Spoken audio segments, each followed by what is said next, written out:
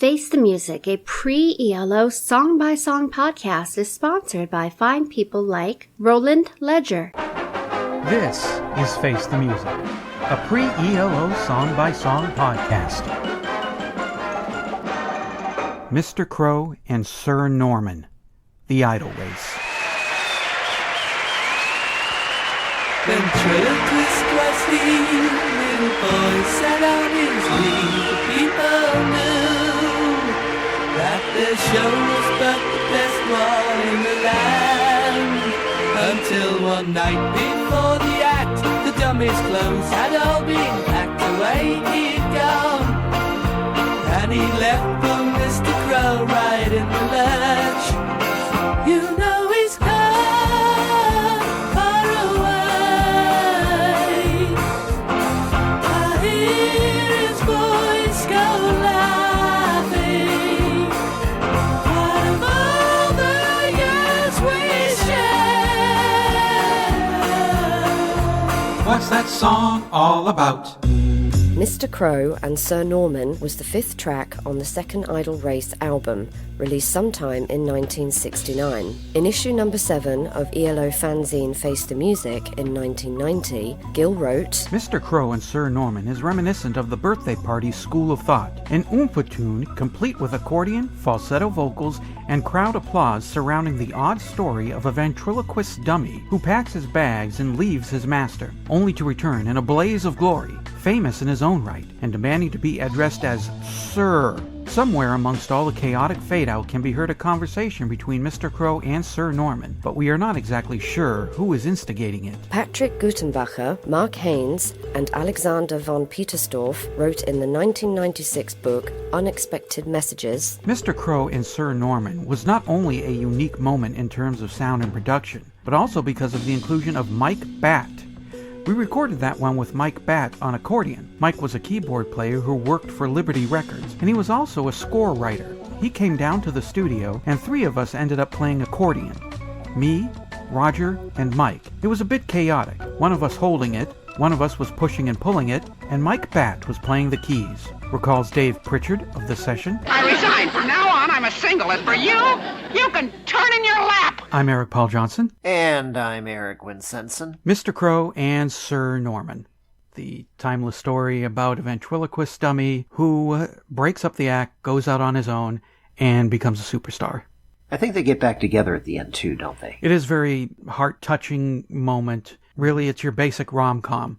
Man loves ventriloquist dummy leaves him, dummy comes back, they get back together. It's a beautiful story based on a true story. Yes. Yeah. I saw it on Twilight Zone. I did too. I can absolutely understand why Jeff Flynn was an angry young man. Well, he's definitely a frustrated young man anyway. Because this song is fantastic, it's wonderful, it's great, I love everything about it, and he has all the right in the world to vent about how nobody, other than music critics and people working at BBC Radio, are not listening to The Idle Race, and they're not buying the records. And I would share in his frustration, because this is a fantastic song in every way. There's nothing about it I hate. But there's also the thing that maybe every young artist, musician, writer, cartoonist, whatever, should probably go through to, I guess, toughen their skin for what's to come later if they become successful, because people are going to poke at you, whether you become successful or not. In those early days when you're putting out fantastic work and nobody's paying attention, or you're doing it for like 6 or 7 years on a regular schedule, and you're putting your all into this work, and there are a lot of people who are saying nice things about it, but for some reason, the money isn't coming in. I'm sure it's a story many people can relate to. Somebody told me a few weeks ago that, oh, you guys think that they gave up that music hall sound? Well, you just wait until Mr. Crow shows up and Sir Norman. And I got excited. Oh, good, I can't wait to hear that again. Here it is. I love that old-timey piano. It's wonderful. It's bouncy. It's fun. I love it. It's okay. It's a nice little filler track. Going back to the music hall thing, doing some strange little tale about guy and his ventriloquist dummy, and yeah, I just wasn't really moved by it at all. I figured it was a nice little tune, and there wasn't anything I hate about it either, but there wasn't anything I really loved about it. I've heard this stuff before, and we're going back to the ventriloquist dummy thing. And so many people just keep going back to it all the time. They've just trampled all over this story in different ways forever. And other than the Twilight Zone episode and a Friday the 13th, the series episode, I think if I never heard or saw another story about a ventriloquist dummy coming to life and doing stuff, I'd be a very, very happy person. It's one of those things where people just keep going back over and over. I just don't, it's like people can't think of anything new. And this was an old story when this came out. I know he's trying to do something strange, but it's not really that strange. And in some ways it just reminds me of, okay, well, he's trying to do something from Sgt. Pepper again. Don't know why. The rest of the album is sounding so forward and everything, and then there's this. Well, you do make a valid point. I have long since lost count of how many songs have hit the Billboard Hot 100 that are about ventriloquist dummies that come to life and go out on their own to make it. I know it was well-trod material for the Carpenters. I can't tell you how many times Barry Manilow covered ventriloquist dummies in all of his songs. I mean, after all, Lola was a ventriloquist dummy in Copacabana, and look what happened to her. Drinks herself half blind. She lost her youth and she lost the Tony. Now she lost her mind. You know I mean as a place to write a story, not as a place to make a song.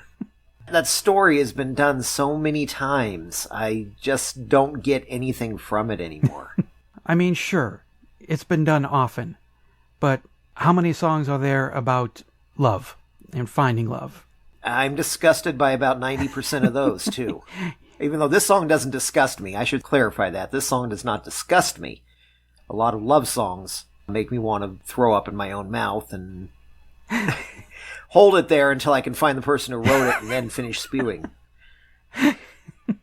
Yeah, the moment I heard one song by Air Supply, they didn't write it. It was one of their outside writer ones, but love is like a giant alligator coming to get you. Are you for cereal? I'm serious. There's one. That's not the exact lyric, but I think it's something like, when love comes at you like a giant alligator.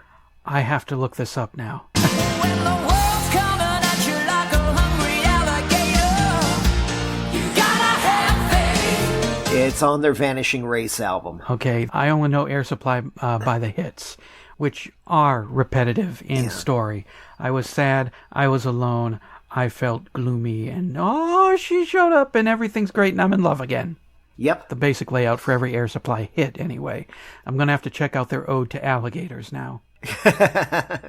But I was going to say that maybe it's some sort of Campbell thing where we're getting back to archetypes, and we've got the archetype of a man holding his wood in front of an audience until it decides to get away from him.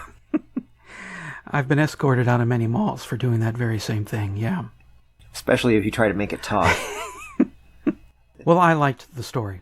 I thought it was amusing. I thought it was funny. Unlike most of these ventriloquist stories, I don't think, from what I read from the lyrics, that this dummy was pure evil. No, it wasn't. He wanted to venture out on his own. And he did. And he became very successful. He didn't become evil. He became an arrogant ass and demanded that you call him sir. Mm-hmm. But they did get the band back together, and they performed happily ever after. I wonder if he did get an OBE. Sir Norman? Yes. Yeah. See, I like the story. I thought it was kind of funny that the dummy is going out on his own. And not only going out on his own, he made it. He became successful. Yeah. So at least the dummy didn't turn Mr. Crow into a ventriloquist dummy. Now, there are two things happening at the end of this song. In one channel, there's Jeff scatting and doing some happy little la-las and things like that. In the other channel is Mr. Crow and Sir Norman's act.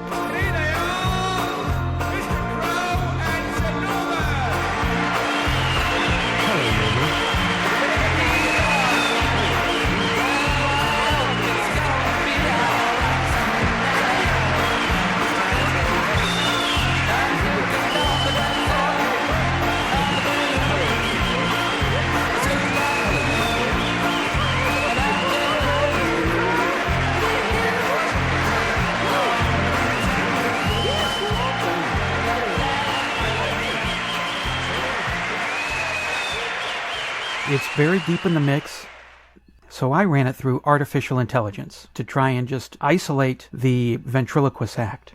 Unfortunately, it's so buried in the mix that what AI could produce was truly terrifying. But here are the more audible parts from the nightmare fuel that I was able to sift out of it.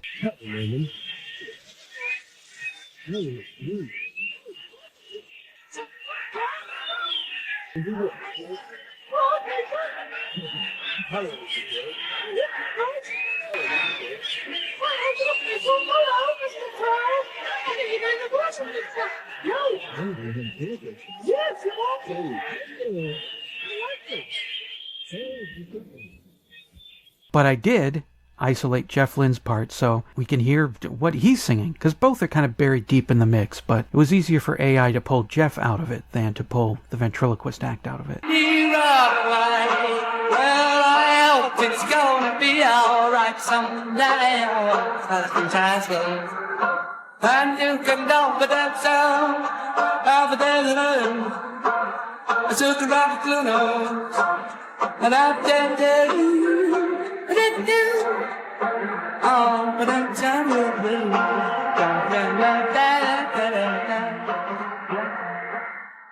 So you have a nice sample of Jeff Lynne's scat. I do. Do you know how long I've wanted a sample of Jeff Lynne's scat? Yes. Yes. Now the bioduplication process can begin.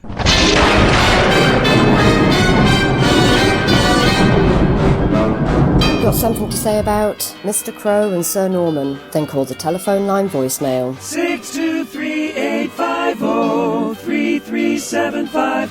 Call now. Of course, we all love the Electric Light Orchestra. Otherwise, you wouldn't be listening to this podcast, and I wouldn't be doing it since 2018. But with over 200 songs in their catalog, not everything can be gold. So what songs do ELO fans think are disposable? We find out in the sporadically reoccurring segment when I need to pad out an episode, Fault Line. Scott A. said, Wild West Hero feels like getting stuck in quicksand when framed in the context of the otherwise up-tempo Out of the Blue.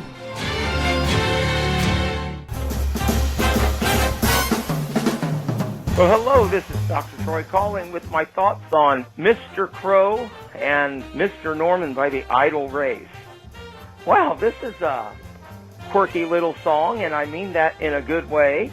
The Idle Race had several songs like this, and I think now I know where Jeff Lynne got the idea to do songs about eccentric, quirky individuals like Horace Wimp and the protagonist in the El Dorado album.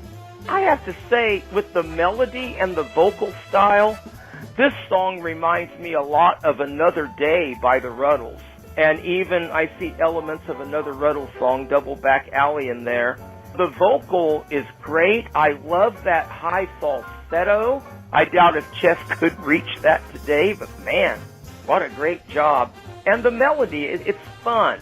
And I was thinking as I was listening to this, I don't listen to Dr. Demento anymore, but I used to listen to him a lot when he was on the radio. And I don't recall him ever playing the Idle Race. Of course, he may have, and I may have forgotten. It's been years. But if Dr. Demento has never played anything by the Idle Race, well, I think he should. I mean, they're not funny ha-ha records necessarily, but not everything he plays is that either. And I think with the quirky style, I think it would be a great fit for his program. Well, anyway, I'll talk to you next week. Thank you. Only once, on March 2nd, 1980. Music for a spooky British-style merry-go-round on the Dr. Demento show, The Skeleton and the Roundabout, done several years before Yes did their quite different Roundabout song, and that was by Idle Race with Jeff Lynne. Idle Race never did get to be as famous as that group that Paul McCartney was in before he started Wings.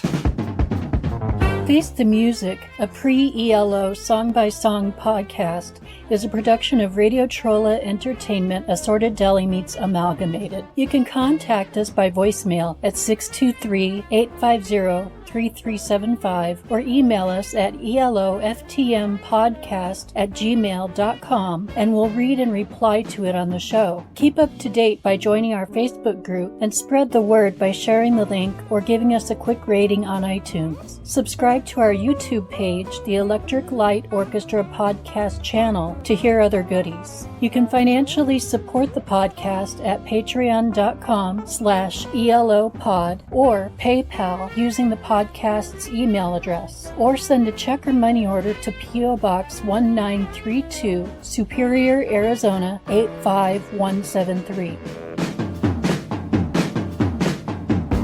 Next week, please no more sad songs.